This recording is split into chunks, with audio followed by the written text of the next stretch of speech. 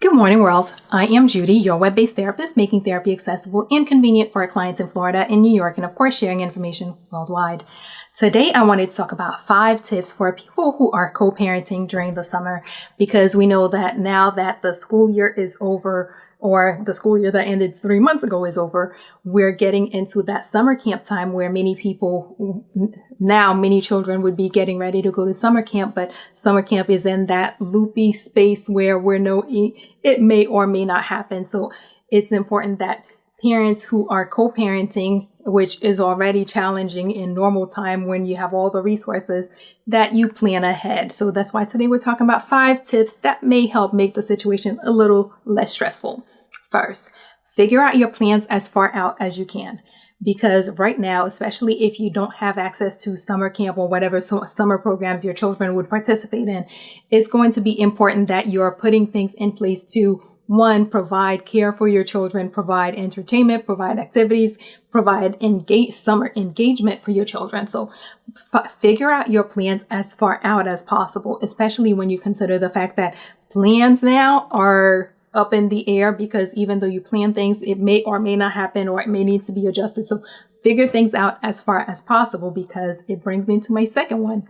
Start discussions with the other parent as early as you can, because you're now having to provide care for a child without the normal resources, and it involves 2 different households.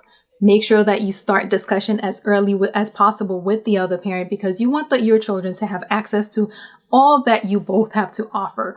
For example, maybe you wanted to take your children on an adventure this week, and that's the same week that the other parent wanted to take them on an adventure. So if you guys plan early, you may be able to adjust the date so that they're able to take advantage of both. The other reason you want to start discussions early is because when people feel that they have a part of the discussion or a part of the decision, they're a lot more likely to buy into and follow through with the decision. They're a lot more likely to, they're a lot more likely to follow through. They're a lot more likely to do whatever it is that you agree to. So make sure that you're discussing things early so that you can create that buy-in, and then they also get the other parent, or you both get to put in whatever it is that you want to put in, so that your children could have the fullest, most active, most fun-filled summer possible in the midst of this pandemic / post-pandemic kind of situation that we're in. 3, create a written schedule and share it if you can, because as you guys are going and working through these schedules that are going to be a lot more involved now, because most schedules involve, hey, children at camp all day, and then we pick them up in the afternoon, and then we go from there. So if you have a written schedule that you can share, then it becomes easier for both of you to keep track of what is going on with the children. And if someone needs to make an adjustment, they already have access to what is already planned, so that they can know, hey, these are the places where I can make a change. These are the places where I can make an adjustment. And of course, it's a lot easier when things are written, when someone has something to look at. It's a lot easier for you to say, hey, this is where things are. 4, remember to put in fun and learning. Summer camp usually provides both the fun and the learning, and a lot of that interaction with other children that if your children are missing out on either camp or whatever summer programs they usually go to, they may not have access to.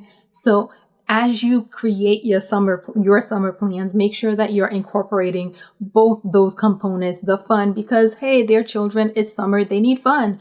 And yes, even though it is summer and they're having fun, it's important that they continue learning, because we can't stop learning. Children can't stop learning. So make sure that you're creating those opportunities or providing those opportunities for them.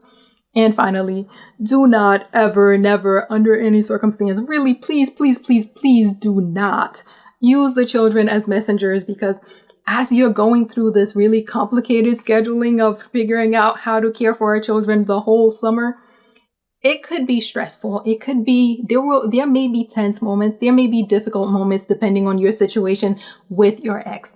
So as much as possible, avoid having the children be a part of that discussion, be a part of that process, because, hey, if you start using them, as the messenger on a good thing, and then next thing you know, maybe you or your ex forget yourself, and then you give them a message that is delivered not in the best way or not in the way that you intended. Do not use your children as messengers, whether it's email, text, I don't know, whatever method that you have to communicate with your ex. Please use any method other than your children. Quick recap. 1, figure out your plans as far out as possible, as early as possible, so that you can start planning it out and making the adjustments as needed. And of course, so that you can start discussion with your other parent as early as possible, because if they have a part in the discussion, they're more likely to go along with the decision.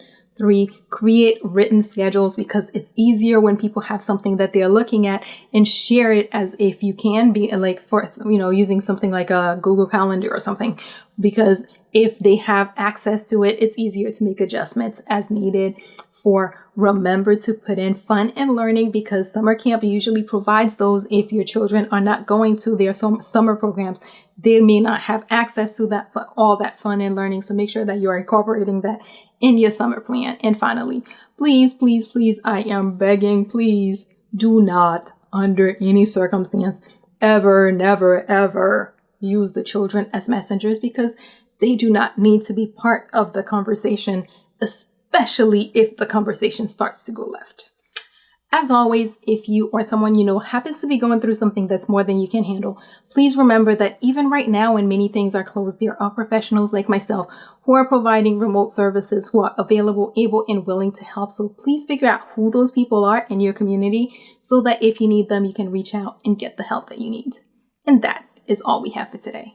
Good morning, world. Have an awesome day.